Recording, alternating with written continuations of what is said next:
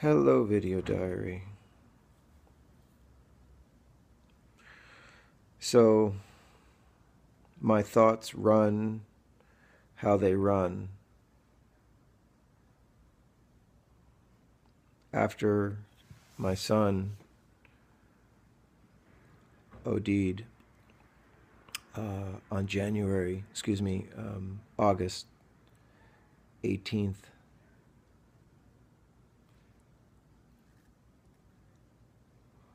I just kind of think the thoughts that come. Anyway, sometimes I feel very judgmental. Um,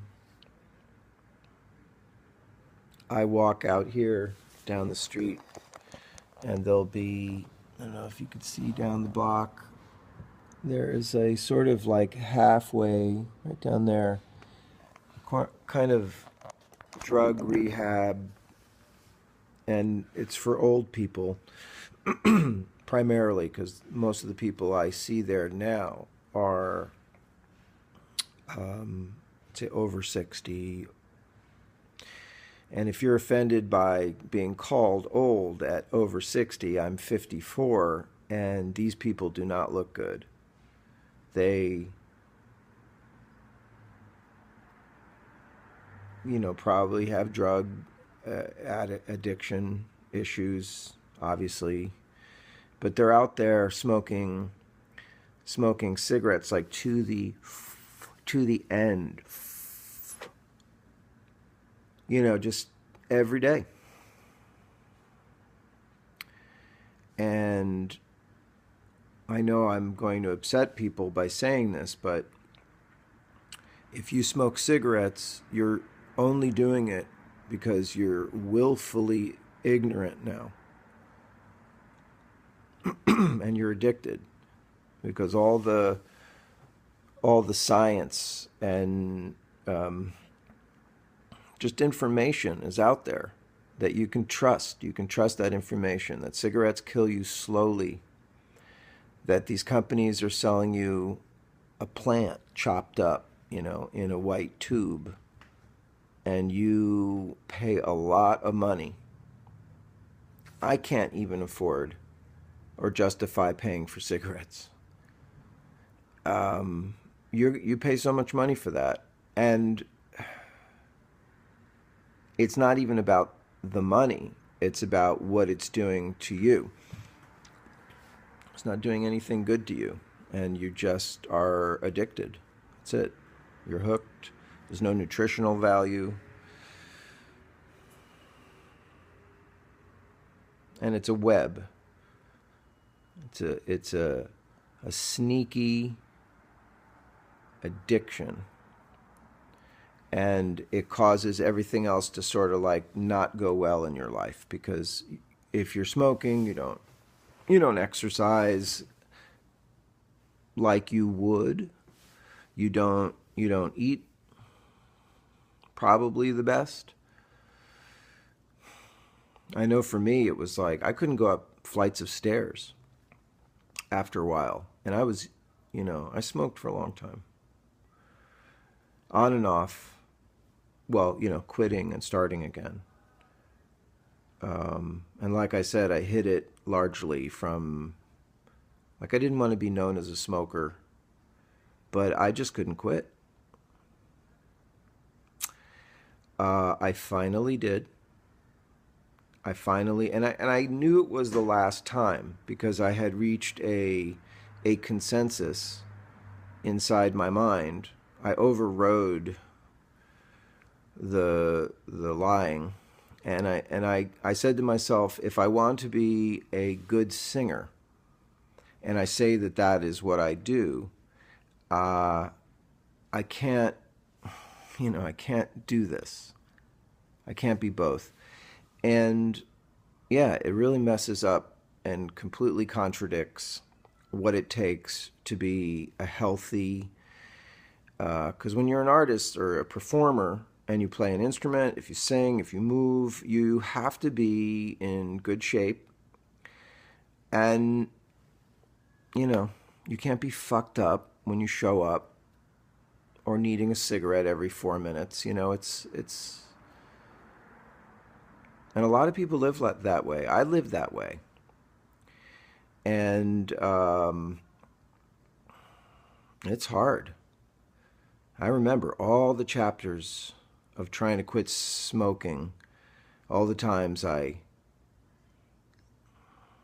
would go out in the middle of the night if I had to. You know this. And I'm just saying, I don't judge anyone for it, but you are poisoning yourself, and you will feel so much better.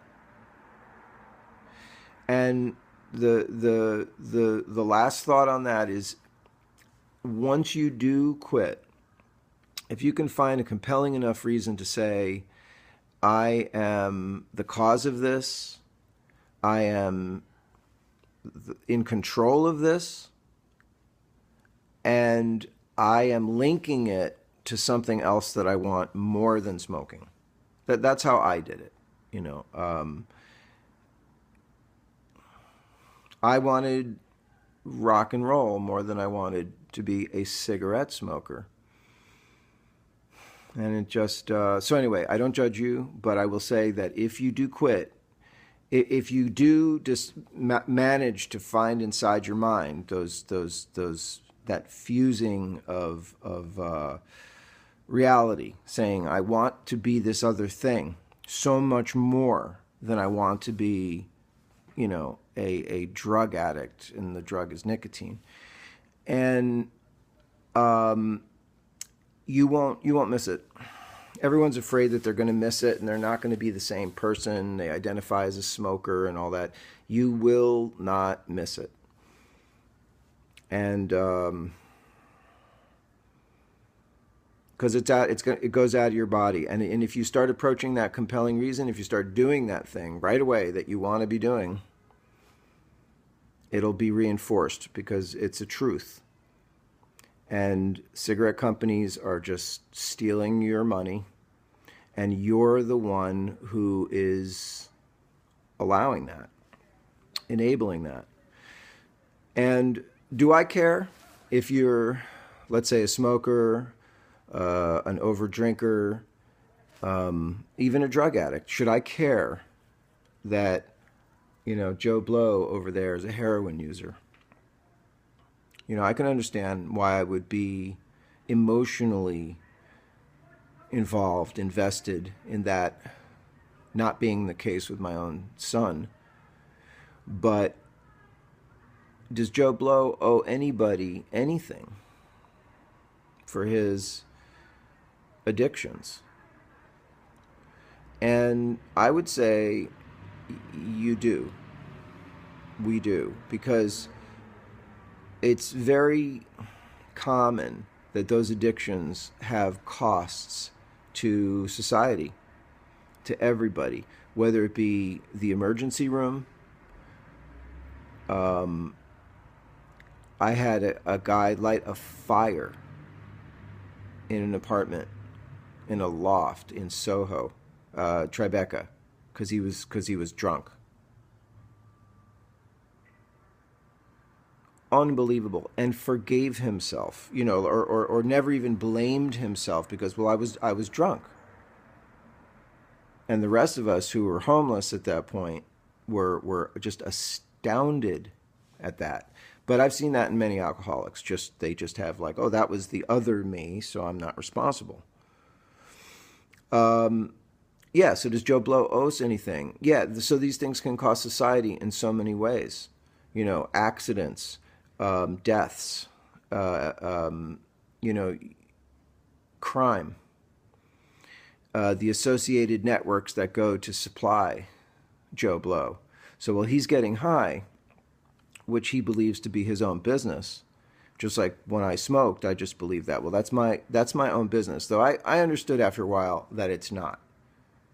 That every cigarette I smoked was one notch I was kicking humanity down. every time I did that, because I was kicking a member of humanity down, me. So it gets weird. But I mean, it's very simple, too. And so just because you can walk around on your own does not mean that you exist on your own.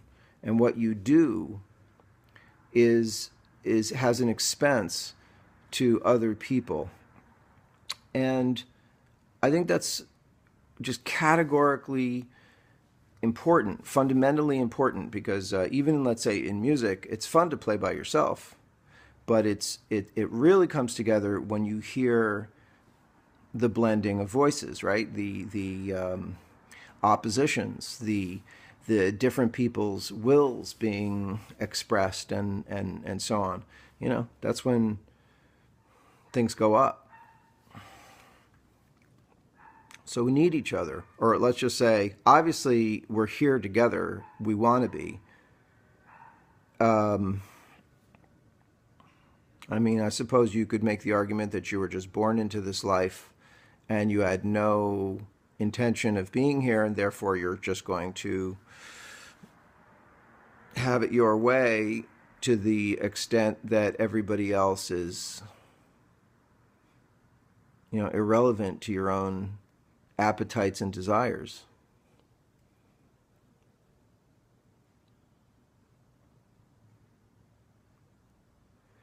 I really feel that that's one of the biggest problems here with heroin, is that people think that they're doing something that isn't victimizing everybody. But it is. It kills the connection. It destroys the ability to be honest. It creates in you and everyone, between you and everyone, a barrier that's incomprehensible sometimes. Like that when even when I was talking to my son, how many times was I talking through a layer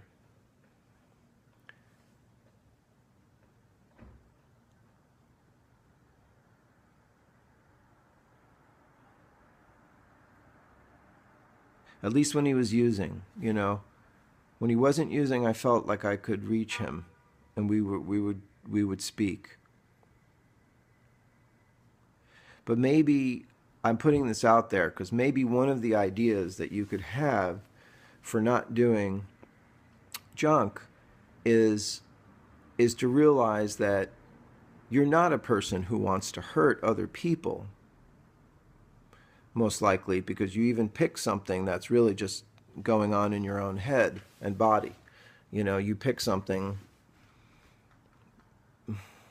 internal. But if you understand that it's really is poisoning yourself and others, that you're really victimizing other people, and that if you quit it, or if you understand that to be free of it, you will not, and you link it to something better, to something else you want to be, you won't miss it.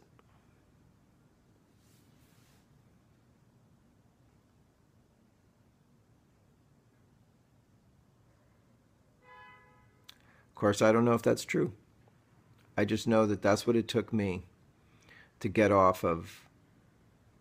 I was on a cocktail of drinking and smoking and bad relationship practices, and just like a suite of behaviors that all I was allowing myself.